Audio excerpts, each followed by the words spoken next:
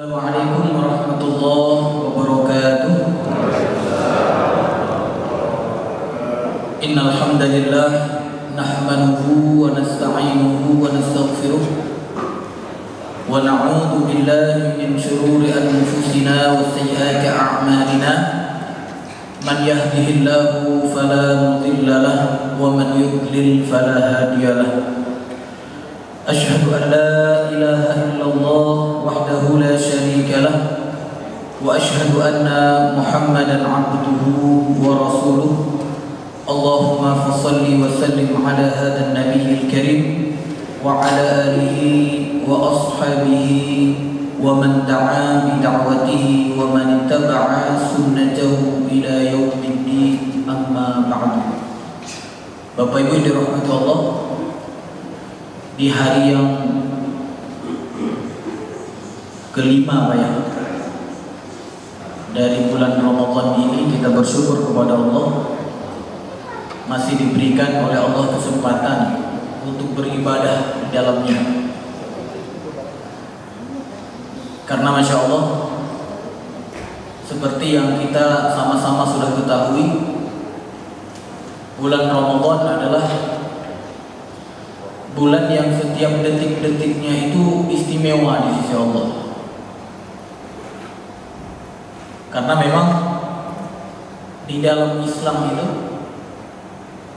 ada yang istimewa karena tempat, dan ada yang istimewa karena waktu atau masa. Nah, yang istimewa karena tempat seperti Masjidil Haram atau Tanah Haram atau Masjid Nabawi atau juga Masjidil Al-Aqsa, yang kita sama-sama sudah mengetahui kalau orang beribadah di tempat tersebut, misalnya Masjidil Haram, satu kali dia sholat di sana sama dengan 100.000 kali sholat di Masjid Baitur Rahman. Masya Allah, itu bedanya Pak. Atau kalau di Masjid Nabawi, satu kali di sana sama dengan 1000 kali sholat di sini. Masjidil Aqsa 500. Ya, Masya Allah. Nah, kalau dilihat dari segi istimewanya waktu, Ramadan Pak yang paling istimewa. Setiap detik-detiknya itu dilipat gandakan pahala kalau kita beramal. Tapi kalau kita tidak beramal, ya tidak. Nah, ini kita bersyukur hari ini kita sedang beramal, Pak ya. Jadi duduk Bapak di sini, mudah-mudahan ya ditambah niat iktikafnya, ini adalah sedang beramal. Yang tentu jamaah dirahmati Allah berbeda dengan Bapak duduk di pagi Sabtu di bulan kemarin. Kan bulan kemarin di Sabtu pagi seperti ini duduk begini juga Pak ya. Masya Allah, berbeda. Karena Rasulullah SAW mengatakan, kullu amal ibnu Adam lahul hasanatu asyru amthaliha ila 700 dha'f illa shaum fa innahu li wa ana ajzi bih. Jadi Rasulullah SAW mengatakan setiap amal Bani Adam itu baginya kebaikan 10 sampai 700 kali lipat, itu kalau di bulan Ramadan. Kecuali apa? Puasa. Kalau puasa tidak dibatasi sampai 700, tapi tak terbatas. Fa innahu li, karena puasa itu untukku, kata Allah dalam hadis kursi tersebut, wa ana ajzi bih, dan aku yang memberikan ganjaran kepadanya. Selain bulan puasa Pak, ya umumnya berlaku firman Allah Subhanahu wa taala di dalam surat Al-An'am ayat 160. Ya, man jaa bil hasanah falahu asyru amsalha. Jadi barang siapa yang mengerjakan kebaikan, maka dia dapat berapa? 10 saja. Kalau baca Quran di lain atau di luar bulan Ramadan, 1 huruf 10, 2 huruf 20, 3 huruf 30, di bulan Ramadan berapa Pak? Masya Allah, satu huruf bisa sampai 700. Dua huruf berarti berapa Pak? 1400. Tiga huruf 2100. Itu sampai di sini. Ya. Nah kira-kira Bapak dirahmati Allah, sudah hari kelima ini, sudah berapa huruf Pak kita baca? Ada yang sudah 1000 huruf mungkin Pak ya. Coba Bapak sekali hitung Pak. Nggak apa-apa, karena Umar pernah mengatakan hasibu qabla an tuhasabu. Hitung sebelum kamu dihitung. Jadi Bapak sekali hitung berapa ya huruf yang ada di dalam surat Al-Fatihah saja. Berapa huruf itu Pak? Bukan ayat, huruf. Belum lagi surat Al-Baqarah, Masya Allah. Ada yang sudah khatam Pak? Surat Al-Baqarahnya? Ya, Masya Allah. Mudah-mudahan Ramadan ini minimal 1 kali dapat Pak ya. Karena Rasulullah SAW setiap tahunnya itu, setiap tahun melewati bulan Ramadan pasti khatam, kecuali tahun di mana tahun beliau akan wafat. Nah, tahun beliau akan wafat 2 kali. Masya Allah Pak ya. Kalau Rasulullah biasanya 1 kali. Yudarisuhul Quran ma'an Jibril, saling mudarasah, ya saling memperdengarkan dengan Jibril setiap malam. 1 tahun satu kali khatam 30 juz. Dan ketika tahun mau meninggal malah 2 juz Pak. Nah, kita ini yang sudah 2 Pak, cuma nggak tahu kapan meninggal Pak ya. Yang jelas semakin bertambah umur kita, semakin apa Pak? Dekat dengan kematian.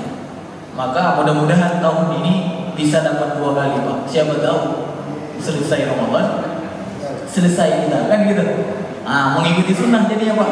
Karena Rasulullah SAW di tahun kematian beliau atau wafat beliau disebutkan di dalam hadis yang diriwayatkan oleh Bukhari itu, beliau khatamnya 2 kali. Ya. Baik Bapak Ibu dirahmati Allah, terkait dengan istimewanya detik-detik di bulan Ramadan, ya, maka jemaah dirahmati Allah, saya menasihati diri saya dan juga jemaah sekalian, minimal di bulan Ramadan ini memaksimalkan apa yang diperintahkan oleh Allah Subhanahu wa taala yang ada di dalam surat Al-Hajj ayat 77. Jadi di sini ada resep agar sukses, Pak. Ya. Allah katakan, ya ayyuhalladzina amanu, wahai orang-orang yang beriman, irka'u wasjudu wa'budu rabbakum waf'alul khaira la'allakum tuflihun. Nah, ini kata Allah Subhanahu wa taala. Wahai orang-orang yang beriman, rukuklah dan sujudlah. Kemudian beribadahlah kepada Allah Subhanahu wa taala dan kerjakan amal yang baik, maka kamu sukses, kata Allah. Masya Allah. Jadi 3 saja perbuatan. Yang pertama rukuk, sujud. Yang kalau diartikan oleh para ulama, rukuk dan sujud itu berarti apa Pak? Salat. Karena di dalam salat itu ada rukuk dan ada sujud. Ini rumus yang pertama. Plus yang kedua apa? Wa'budu rabbakum. Beribadahlah selalu kepada Allah Subhanahu wa taala, Rabb kalian. Bagaimana maksudnya ibadah, Pak?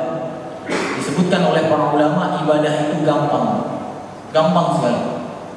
Bagaimana gampangnya? Disebutkan imtithalul awamir wajtinab an-nawahi. Itu saja ibadah. Menghadirkan atau mengerjakan apa yang diperintah, awamir, wajtinab, dan kemudian menjauhi an-nawahi, apa-apa yang dilarang oleh Allah dan Rasul. Itu ibadah. Jadi Bapak Ibu dirahmati Allah, nggak capek kan ibadah Pak ya? Tinggal kerjakan perintah. Apa yang hari ini Bapak sudah tahu dari perintah Allah? Apa yang hari ini Bapak sudah tahu dari perintah Rasul? kerjakan ibadah kepada Allah.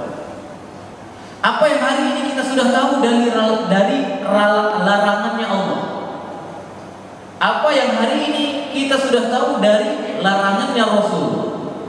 Tinggalkan. Di saat itu Bapak sedang beribadah kepada Allah Subhanahu wa Ta'ala. Dan yang ketiga, Pak, rumusnya apa? Waf'alul khaira. Kerjakan apa, Pak? Kebaikan. Ini yang ketiga. Sebagian ulama menyebutkan ini terkait dengan hubungan kita dengan manusia. Ya, karena kebaikan ini, ya, walaupun umumnya tidak terkait dengan manusia saja, tetapi apa? Di sini juga berlaku hablum minallah wa hablum minan nas. Artinya kebaikan kita dengan Allah Subhanahu wa Ta'ala dan perbuatan baik kita dengan sesama manusia. Masya Allah, kalau kita lihat penjelasan tentang kebaikan ini dirinci oleh Allah Subhanahu wa Ta'ala di dalam surat Al-Baqarah ayat 177. Di situ dirinci oleh Allah. Kan tadi kata Allah Subhanahu wa Ta'ala dalam surat Al-Hajj ayat 77, Allah memerintahkan apa? Waf'alul khaira, kan? Kerjakan kebaikan. Apa saja kebaikan itu? Yang saya katakan tadi, ada yang mengatakan kebaikan sesama manusia, dan umumnya maknanya adalah kebaikan dengan Allah dan juga dengan manusia. Nah, untuk memastikan rincinya itu ada di dalam surat Al-Baqarah ayat 177. Apa Allah katakan di situ? Laisal birra an tuwallu wujuhakum qibala al-masyriqi wal maghrib, walakinnal birra man amana billahi wal yawmil akhir wal malaikati wal kitabi wan nabiyyin wa atal mala ala hubbihi dhawil qurba wal yatama wal masakin wa ibnas sabil was-sa'ilina wa fir riqab wa aqama as-salata wa ata az-zakah wal mufuna bi'ahdihim idza 'ahadu was-sabirina fil ba'sa'i wad-dharra'i wa hinal ba's ulaika alladhina sadaqu wa ulaika humul muttaqun. Lengkap itu, Pak. Siapa yang bisa baca artinya, Pak? Biar cepat.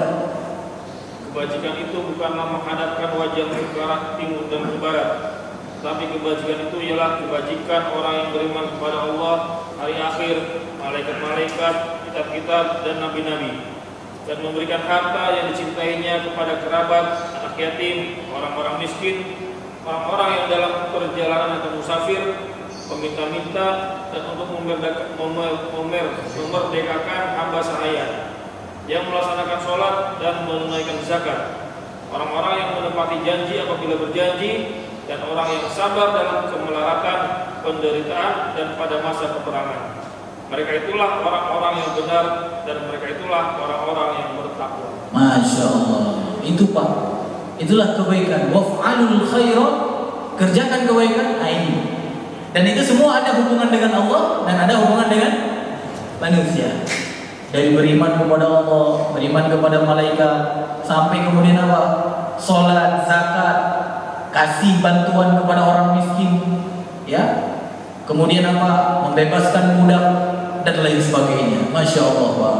Ya, itulah kalau kita lakukan semua itu, minimal apa yang ada disebutkan oleh Allah di dalam surat Al-Baqarah ayat 177 ini, maka insya Allah kita akan menjadi orang-orang yang sukses. La'allakum tuflihun. Baik, Bapak Ibu dirahmati Allah. Nah, terkait dengan apa yang saya sampaikan ini, mungkin muncul pertanyaan dari saya. Apakah kita ingin menjadi orang yang selalu bisa melakukan 3 hal ini yang kita sebutkan tadi? Selalu sholat, baik yang wajib maupun yang sunnah. Habis itu selalu beribadah kepada Allah, selalu menjalankan apa yang diperintah dan meninggalkan apa yang dilarang. Dan yang ketiga, selalu beramal baik. Maka jemaah yang dirahmati Allah, insya Allah mau semua Pak ya? Kalau saya tanya, mau nggak Bapak melakukan ini Pak? Insya Allah mau Pak ya? Karena apa? Ketika kita melakukan ini, pasti kita akan mendapatkan kesuksesan di hadapan Allah Subhanahu wa Ta'ala. Maka Bapak Ibu dirahmati Allah, ya setelah kita mau menjalankan itu, maka tugas kita berikutnya adalah bagaimana kita berusaha untuk mempertahankan kemauan itu. Banyak orang yang mau mengerjakan sholat, banyak orang yang mau mempertahankan imannya, banyak orang mau melakukan apa-apa yang diperintah dan meninggalkan larangan. Banyak orang yang mau mengerjakan amal-amal soleh, tetapi jamaah yang dirahmati Allah, kadang kemauannya itu hanya saat diberikan motivasi oleh ustadz saja. Begitu dia pulang, ketemu dengan kawan-kawannya, berkurang kemauan untuk melakukan itu. 1 hari berlalu, berkurang lagi. 1 minggu berlalu, 1 bulan, 1 tahun. Bisa jadi jemaah yang dirahmati Allah, kemauan kita yang kita sudah katakan mau tadi itu hilang pelan-pelan. Sehingga apa? Sehingga tidak lagi menjadi orang yang melakukan ibadah kepada Allah dan tidak lagi menjadi orang yang melakukan kebaikan-kebaikan. Maka jemaah yang dirahmati Allah, agar kita terus selalu di dalam kemauan kita, apa saja yang harus kita lakukan. Sebelum kita sholat isyraq, mudah-mudahan ada beberapa yang bisa saya sampaikan tentang apa-apa yang harus kita lakukan, sehingga apa? Kemauan kita di dalam amal soleh tadi, kemauan kita di dalam beramal taat kepada Allah atau ibadah secara umum tadi, diteguhkan oleh Allah Subhanahu wa Ta'ala. Baik Bapak Ibu dirahmati Allah, yang pertama apa yang harus kita lakukan Pak? Sehingga kemauan kita itu tetap bertahan hingga akhir hayat Pak. Ya, karena kalau bertahan sampai akhir hayat, ya berarti suksesnya sampai akhir hayat. Yang pertama jemaah yang dirahmati Allah, yang harus kita lakukan adalah merasa akan kebutuhan, merasa akan miskinnya kita terhadap apa? Terhadap keteguhan dari Allah Subhanahu wa Ta'ala. Ini yang pertama. Bapak jangan pernah merasa aku pasti bisa mempertahankan kemauanku itu. Yang kita sampaikan tadi kemauannya ada 3 tadi kan? Bapak jangan pernah berpikir aku bisa. Jangan pernah berpikir seperti itu. Yang perlu sekali kita hadirkan di dalam diri kita apa? Aku sangat merasa butuh, aku miskin akan keteguhan dari Allah Subhanahu wa Ta'ala.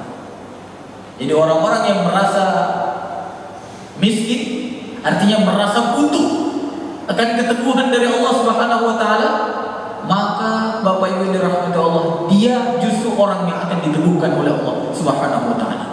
Dan ini disampaikan oleh Allah Subhanahu wa Ta'ala di dalam firman-Nya, walaula an sabbatnaka laqad kitta tarkanu ilaihim syai'an qalila. Nah, ayat ini saya lupa ayat berapa ya? Kalau tidak salah Al-Isra ayat 74.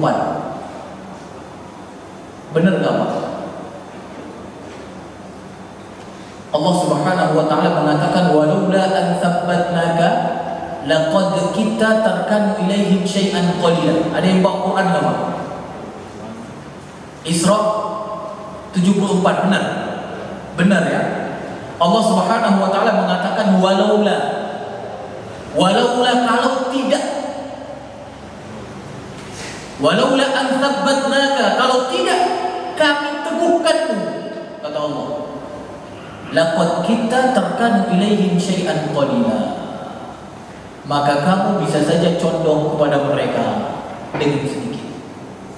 Masya Allah, Pak. Jadi siapa yang memberikan keteguhan, Pak? Allah. Makanya saya katakan merasa apa, Pak? Miskin akan keteguhan itu. Kadang ada orang yang mengatakan, aku kan Masya Allah kuat, sholat terus di masjid. Akhirnya apa? Dia lupa yang meneguhkan dia itu adalah Allah. Dan ini khitab ini disampaikan oleh Allah Subhanahu wa taala kepada Nabi kita Muhammad sallallahu alaihi wasallam. Walaula an tsabbatnaka, maksudnya apa? Kalau engkau Muhammad tidak kami teguhkan engkau Muhammad, maka engkau akan condong kepada mereka. Siapa maksudnya, Pak? Kepada orang-orang musyrik yang ada di sekitarnya Nabi Muhammad ketika itu. Masya Allah. Hari ini ada nggak kira-kira orang-orang yang seperti orang musyrik yang di sekitar Nabi Muhammad dulu, Pak? Ada nggak, Pak? Kalau hari ini ada nggak orang-orang yang seperti orang-orang musyrik di sekitar Nabi Muhammad dulu, Pak? Insya Allah ada, dan itu akan selalu ada. Jadi Bapak Ibu dirahmati Allah, kalau kita tidak diberikan keteguhan oleh Allah, bisa saja Pak, besok, lusa, atau 1 tahun kemudian, Bapak akan condong kepada mereka, walaupun cuma sedikit saja. Ya, makanya Nabi Muhammad SAW ya sering berdoa dengan doanya apa, Pak? Allahumma la takilni ila nafsi turfata aini. La takilni ila nafsi turfata aini. Ya Allah, jangan kau sandarkan apa yang kulakukan ini kepada diriku saja, walau itu turfata aini, itu ya sekejap mata. Jangan kau sandarkan. Ya. Karena begitu kita merasa apa yang kita lakukan ini hanya usaha kita maksudnya, itu Pak bahaya. Ini masjid ini kan saya ini, misalnya gitu kan, kalau nggak ada saya, mana ada bisa kajian setiap subuh, ya kan gitu kan? Makanya Rasulullah minta, Allahumma la takilni ila nafsi turfata aini. Pernah nggak Pak minta doa seperti ini, Pak? Pernah ya? Ada di dalam zikir pagi sore kita ya, minta kepada Allah, Allahumma la takilni ila nafsi turfata aini. Karena dengan doa itu berarti kita sedang merasa miskin akan keteguhan dari Allah Subhanahu wa taala. Masya Allah. Dan Nabi Muhammad SAW terbukti, Pak, terbukti ketika beliau dakwah itu diajak oleh orang-orang musyrik untuk meninggalkan dakwahnya. Ya seperti hari ini kan ada juga, Pak, ya, ketika kita ingin menyuruhkan kebenaran, menegakkan syariat Allah, kemudian diseru oleh orang-orang yang di sekitar kita, jangan lalu apa, Pak, terlalu semangat untuk menerapkan syariat, misalnya itu ya. Ya sudahlah, apa yang sudah ada kita terima saja. Ya. Padahal sama-sama kita hari ini mengetahui syariat di negara kita ini belum sempurna pelaksanaannya. Nah, ketika ada orang-orang yang ingin mengajak kesempurnaan itu, Pak, ingin mengajak kesempurnaan akidah, kesempurnaan ibadah, kesempurnaan akhlak, maka kemudian apa? Ada yang mengatakan, ya sudahlah, ikut kita saja, ikut bagaimana ketentuan yang sudah ada berlaku hari ini saja, kan gitu. Tapi Nabi Muhammad SAW, Pak, ketika diajak atau ditentang oleh orang-orang musyrik dulu, Pak, Masya Allah, berhasil apa tidak, Pak, mereka, Pak? Tidak. Ketika langsung mereka ajak sendiri kepada Nabi Muhammad, ya Muhammad, tinggalkan dakwah ini, jangan kau buat kekacauan di Makkah ketika itu. Karena menurut orang-orang musyrik ketika itu, Nabi Muhammad SAW dianggap sebagai orang yang memecah belah kerukunan masyarakat Mekah ketika itu. Dianggap yang memecah antara bapak dan anak, anak dan sepupu, sepupu dan kakek, dan lain sebagainya. Itu dianggap oleh orang musyrik hari ini. Oh dulu Pak. Ya. Tapi kemudian ketika diajak agar berhenti, Nabi Muhammad mengatakan tidak. Tapi orang-orang musyrik tetap Pak, tidak berhenti ketika yang diajak itu mengatakan tidak. Tidak berhenti mereka. Mereka kemudian melakukan diplomasi. Pergi mereka ke rumah pamannya Abu Thalib. Yang Abu Thalib ini adalah salah satu yang gimana ya, mendidiknya setelah kakeknya wafat. Jadi ibaratnya kalau ada di sini mungkin di tetangga kita ada satu orang yang semangat dakwah misalnya gitu kan. Akhirnya kita katakan kepada dia, sudahlah kamu jangan semangat kali, misalnya gitu kan. Kita katakan kepada dia, dia nggak mau Pak. Akhirnya apa? Kita pun diplomasi datang kepada orang tuanya. Mungkin dengan kita minta kepada orang tuanya, nanti orang tuanya bisa menyampaikan kepada anaknya, dan anaknya mau mendengar. Ini yang diharapkan oleh orang musyrik ketika itu Pak. Dia pergi ke pamannya, karena pamannya yang mendidiknya, yang memberikan support secara ekonomi lah di awal-awal dakwahnya. Maka kemudian jemaah yang dirahmati Allah, ketika mereka sampai ke rumah pamannya dan mereka meminta agar Nabi Muhammad SAW berhenti dari dakwahnya, ya. Dan ketika pamannya itu mengatakan kepada Nabi Muhammad, apakah Nabi Muhammad SAW mau menerima ajakan mereka? Tidak, Pak, tidak. Bahkan ada satu kalimat yang masya Allah, kalimatnya maaf sampai hari ini. Kalau seandainya mereka meletakkan matahari di tangan kananku, dan kemudian mereka meletakkan bulan di tangan kiriku, aku tidak akan meninggalkan jalan ini. Masya Allah, tidak akan meninggalkan jalan ini, jalan dakwah. Nah, siapa yang meneguhkan Nabi Muhammad? Allah, Masya Allah. Walaula an thabbatnaka, kata Allah, kalau kami tidak meneguhkanmu, maka kamu akan condong kepada permintaan mereka. Tetapi Allah Subhanahu wa taala meneguhkan Nabi Muhammad. Tidak ada satu keinginan orang-orang musyrik atau secara umum musuh-musuh Allah ketika itu, tidak ada satupun yang Nabi Muhammad itu condong kepadanya. Taib Bapak Ibu dirahmati Allah. Jadilah kita orang-orang yang selalu merasa akan kebutuhan terhadap keteguhan dari Allah Subhanahu wa taala.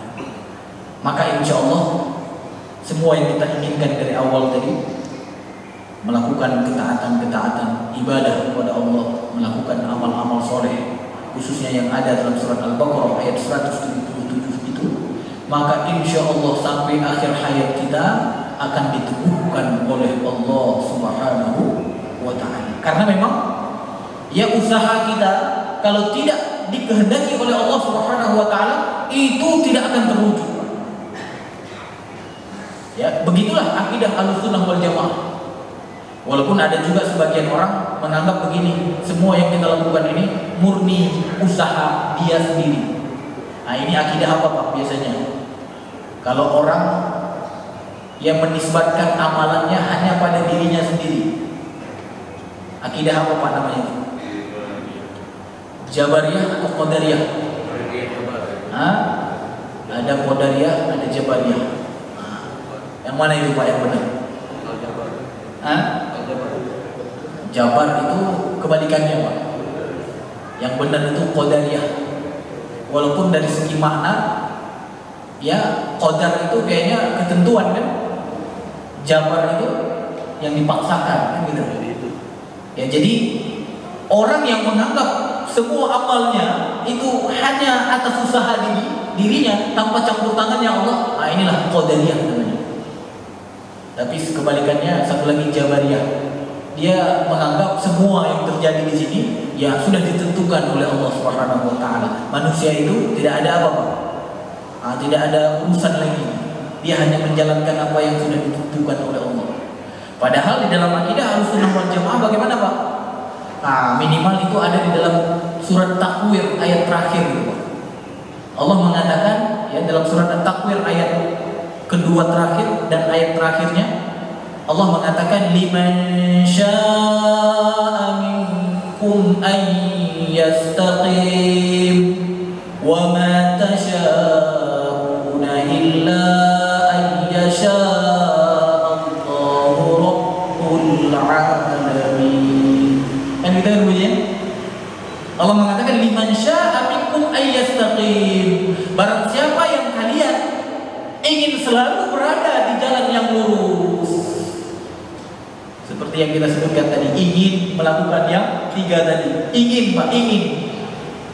Tetapi Allah katakan di akhir ayatnya apa? Wa ma tasha'una illa ayyasha'allahu rabbul alamin. Begitu kan bunyi, Pak? Wa ma tasha', kalian tidak akan mampu, betul. Kalian tidak akan mampu illa, kecuali orang-orang yang dikehendaki oleh Allah Subhanahu wa taala untuk berada di jalan lurus tersebut. Jadi kita punya keinginan, Allah yang berkehendak. Maka Masya Allah Bapak Ibu dirahmati Allah, mudah-mudahan dengan kita merasa akan kemiskinan, akan kebutuhan terhadap keteguhan oleh dari Allah Subhanahu wa taala, maka semua keinginan kita untuk berada di dalam ibadah selalu kepada Allah, untuk selalu melakukan kebaikan-kebaikan, itu akan diberikan oleh Allah kepada kita. Baik Bapak Ibu dirahmati Allah, selanjutnya apa yang harus kita lakukan? Yang harus kita lakukan seterusnya adalah menyempurnakan iman kepada Allah Subhanahu wa taala. Ya. Jadi menyempurnakan iman akan membuat apa, Pak? Kita selalu di dalam apa yang kita inginkan tadi. Ya. Apa dalilnya, Ustaz? Allah Subhanahu wa taala mengatakan di dalam firman-Nya surat Ibrahim ayat 27. Nah, ini ada ayatnya ini. Allah katakan, Yuthabbitullahu alladhina amanu bil qawli tsabit fil hayatid dunya wa fil akhirah wa yudhillullahu adh-dhalimin. Masya Allah. Bapak Ibu dirahmati Allah, Allah katakan apa? Yuthabbitullahu alladhina amanu. Allah Subhanahu wa taala akan menetapkan, akan meneguhkan. Siapa Pak yang akan diteguhkan? Alladzina amanu, yaitu orang yang beriman. Dengan apa diteguhkan oleh Allah? Bil qauli tsabit, dengan kalimat keteguhan. Apa itu kalimat keteguhan, Pak? Disebutkan oleh para ulama, qaul tsabit itu adalah kalimat thayyibah la ilaha illallah fil hayatid dunya wa fil akhirah, di kehidupan dunia dan juga di mana? Di hari akhirat. Masya Allah, Pak. Jadi dengan menyempurnakan iman, Pak, maka Allah Subhanahu wa taala akan teguhkan kita di dalam kebaikan-kebaikan, di dalam ketaatan-ketaatan. Bahkan yang lebih umum lagi disebutkan oleh Allah bil qauli tsabit, dengan kalimat thayyibah. Karena kalimat thayyibah itulah sumber kebaikan. Karena tanpa kalimat thayyibah itu, Pak, tidak berguna semua kebaikan yang dilakukan oleh orang. Misalnya ada siapa yang terkaya di dunia ini, Pak? Hah? Elon Musk, siapa namanya? Muslim atau non-muslim? Non-muslim umumnya, Pak ya? Umumnya non-muslim. Bill Gates, katakan Bill Gates. Nah, ya taruhlah dia ya. Taruhlah Bill Gates itu. Pak, dia kalau bangun masjid di sini, Pak, sebelah Masjid Baitur Rahman, lebih besar dari ini. Dan orang sholat banyak Pak. Berguna nggak untuk bayar bil gitu? Nggak berguna. Nggak berguna. Kenapa Pak? Karena dia belum mengucapkan kalimat thayyibah la ilaha illallah Muhammad Rasulullah. Kalimat thayyibah itu adalah awal mula kebaikan kita. Maka Bapak Ibu rahmatullah, beruntung kita Pak. Setiap kebaikan yang kita lakukan itu ada tempat tampungannya. Tapi bagi mereka seperti apa Pak? Seperti ada debu-debu yang berterbangan. Tidak berguna bagi mereka. Walaupun kata orang-orang sebagian yang mereka nanti juga masuk surga kok. Ya mereka kan sudah berbuat baik, kan? Mereka santuni orang-orang miskin, kasih bantuan ke negara yang di Afrika sana. Ya. Kan mereka nanti pasti masuk surga juga. Ya. Nah ini penyesatan apa Pak? Penyesatan akidah. Dan itu ternyata diajari oleh siapa Pak? Oleh orang-orang yang ya ada doktor juga Pak, ada doktor, bahkan ada profesor, ada yang mengatakan seperti itu. Nah berarti kalau orang yang mengatakan seperti itu, indikasinya apa Pak? Indikasi bahwa orang tersebut memiliki iman yang cacat, iman yang tidak sempurna. Maka dia tidak diteguhkan oleh Allah Subhanahu wa taala. Karena ada cacat di dalam keimanannya. Sedangkan yang dijanjikan oleh Allah Subhanahu wa taala untuk diteguhkan itu siapa Pak?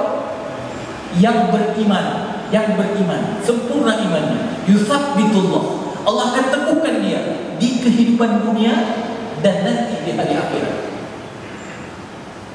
Ya, mungkin Bapak bingung Pak ya, apa maksudnya diteguhkan Allah di kehidupan dunia dan juga diteguhkan Allah di kehidupan akhirat? Memang di hari akhirat nanti masih butuh keteguhan? Iya Pak, iya. Kita masih membutuhkan keteguhan, bahkan nanti di hari akhirat nanti. Yang tentunya yang pertama di sisa hidup kita Pak ya. Baru nanti setelah kita meninggal, di kehidupan akhirat kita juga masih butuh keteguhan. Maka Bapak Ibu dirahmati Allah, kalau mau ditetapkan di dalam keteguhan itu, di dalam kebaikan itu, maka pastikan Pak, selama kita hidup di dunia, apalagi ini di bulan Ramadan, sempurnakan iman. Jangan sampai ada yang rusak walaupun cuma sedikit. Ya kalau mau cek bagaimana Pak, iman saya rusak apa tidak, minimal Pak, minimal. Nanti pulang Bapak buka rukun iman. Nah itu saja. Nggak ribet-ribet untuk ngecek imannya sudah benar atau belum. Gampang. Lihat saja rukun iman. Berapa rukun iman Pak? 6. Itu saja. Karena setiap ibadah kita, setiap apa yang kita lakukan, itu tidak terlepas dari yang namanya rukun. Kalau rukunnya sempurna, maka dipastikan apa yang kita lakukan itu diterima oleh Allah. Tapi kalau ada satu saja Pak, bahkan setengah Pak, setengah rukun misalnya, tertinggal Pak, apa yang terjadi Pak? Ibadah kita itu tidak diterima oleh Allah. Benar apa tidak Pak? Nggak perlu saya kasih contoh Pak ya. Sudah benar insya Allah. Ya seperti sholat. Ya seperti sholat, kan ada dulu yang disuruh ulang oleh Rasulullah kan sholatnya. Ya setelah sholat kata Rasulullah, irji fa innaka lam tusalli. Kembali sholat karena kamu sesungguhnya belum sholat. Ya. Habis itu ulangi lagi. Ya, disuruh lagi ulang. Irji. Ulangi sholat, kamu belum sholat. Habis itu yang ketiga disuruh ulang lagi. Setelah yang ketiga baru nyerah dia. Aku tidak tahu lagi ya Rasulullah bagaimana cara sholat. Baru kemudian apa? Diajarkan oleh Rasulullah SAW. Dan ternyata setelah dikaji oleh para ulama, apa yang menyebabkan Rasulullah menyuruh dia ulang? Ditemukanlah di antara sebabnya itu adalah dia meninggalkan satu rukun, yaitu tumanina. Dia sholatnya seperti sholat tarawih yang ada di YouTube hari ini. Kan? Masya Allah. Kira-kira kalau ada Rasulullah di situ, apa yang dikatakan oleh Rasulullah? 23 rakaat 6 menit. Masya Allah, 23 rakaat 6 menit. Nah, ini kalau ada Rasulullah, pasti Rasulullah bilang irji fa innakum lam tusalli. Gitu ya. Ulangi sholat, karena sesungguhnya kamu belum sholat. Masya Allah. Tapi itu banyak diikuti oleh orang, Pak ya. Saya lihat jamaahnya banyak. Masya Allah. Ya, ternyata ya yang error-error kadang gampang diikuti, Pak ya. Ya. Ini pengajian yang begini kayaknya nggak banyak-banyak benar ini. Ya. Tapi Bapak Ibu dirahmati Allah, kalau Bapak insya Allah menyempurnakan iman di bulan Ramadan ini, insya Allah di sisa hidup kita akan diteguhkan oleh Allah. Iman kepada Allah, iman kepada malaikat, iman kepada kitab-kitab, iman kepada Rasul, iman kepada hari akhirat, iman kepada takdir baik maupun takdir buruk. Coba nanti dicek Pak di rumah. Dan iman itu disebutkan oleh para ulama ahli sunnah wal jamaah, artinya apa? Qaulun bil lisan wal yaqinu bil qalbi wal amal bil arkan.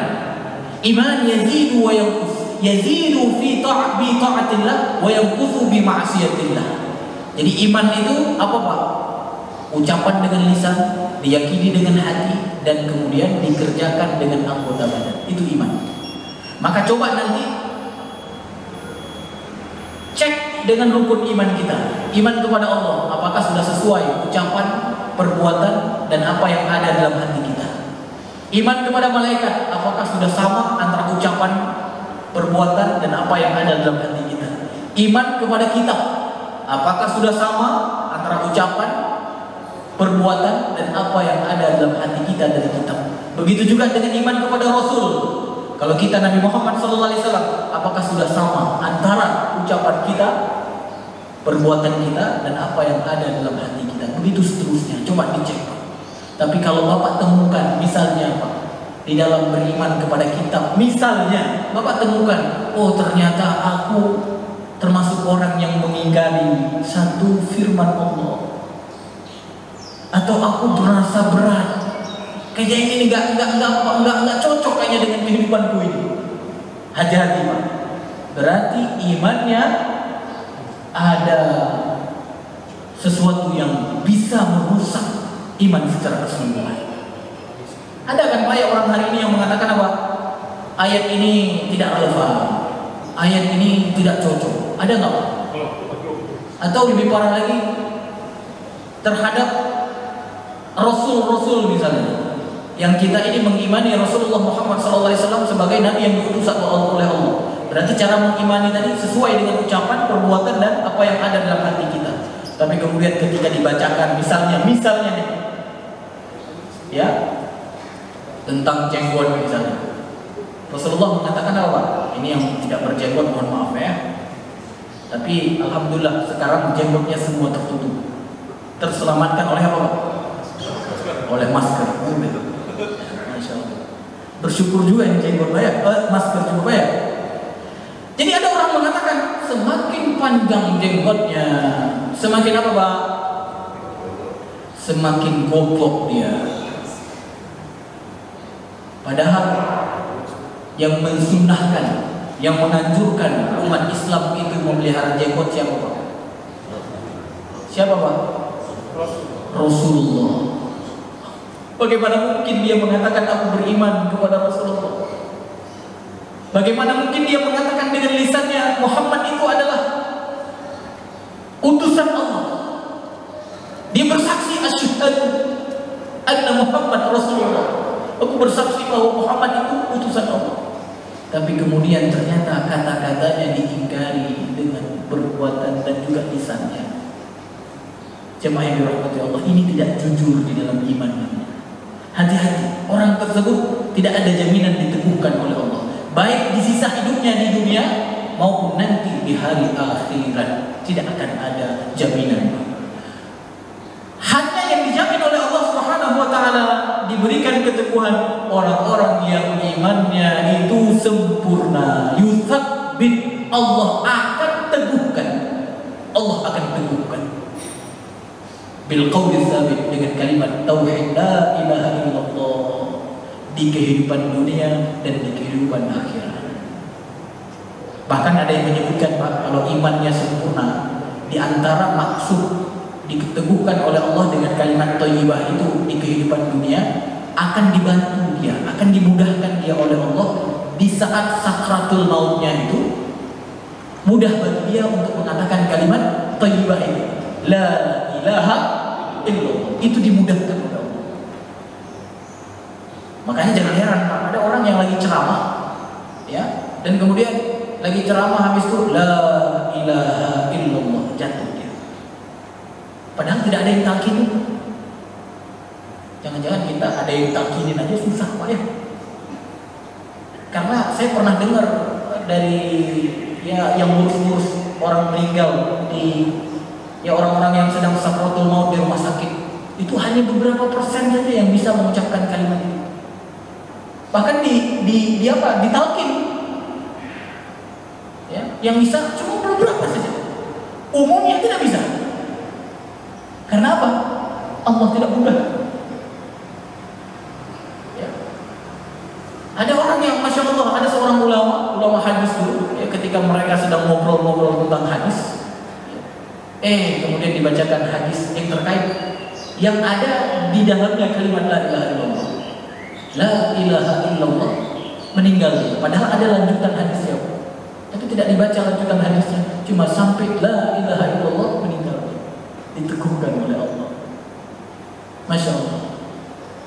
Dan nanti di hari akhirat pun disebutkan oleh para ulama, akhirat kita itu awal mulanya adalah kuburan. Itu awal mula akhirat. Maka sama-sama kita hari ini sudah mengetahui di dalam kubur ada pertanyaan, kan? Pertanyaan siapa, Pak? Pertanyaan Munkar Nakir. Malaikat, dua malaikat. Nanya dia, man rabbuka, siapa Rabbmu? Wa man nabiyuka, siapa nabimu? Wa ma dinuk, apa agamamu? Maka inilah yang dimaksud dengan diteguhkan oleh Allah dengan kalimat thayyibah la ilaha illallah di akhirat. Jadi orang-orang yang sempurna imannya di dunia, Pak, dia akan bisa menjawab pertanyaan itu. Walaupun tidak ditalkinin dulu di atas kuburnya. Kan gitu. Karena kemarin saya sempat ke pemakaman, ya. Habis itu selesai, habis itu ada kiai gitu kan. Habis itu dia ngajarin, nanti kalau ditanya sama malaikat Munkar Nakir, siapa Tuhanmu? Kamu jawab Allah. Ya? Ada, Pak? Ada.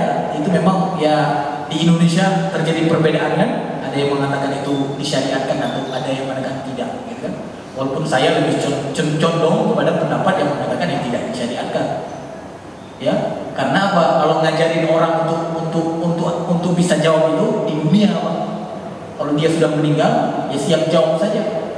Kalau dia di dunia sempurna imannya, tanpa ditalkinkan di atas kuburannya pun, dia bisa menjawab pertanyaan itu. Tapi kenapa Ustaz ada perbedaan itu? Nah, ini cara memahami hadis saja yang berbeda. Jadi jangan pula menghakimi dengan ini di luar Islam, jangan pula. Ini cara memahami saja.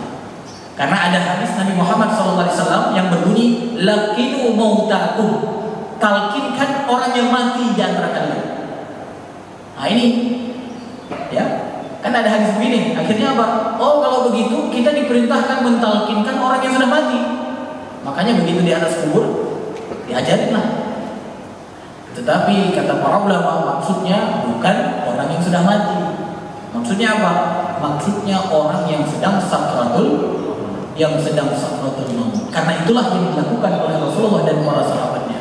Jadi orang-orang yang kita lihat dia akan sakratul maut, sakit kematiannya, maka dianjurkan bagi kita untuk mentalkinkannya. Katakan la ilaha illallah. Maka orang yang diteguhkan oleh Allah Subhanahu wa taala dengan mudah mengalir kalimat tauhid itu la ilaha illallah.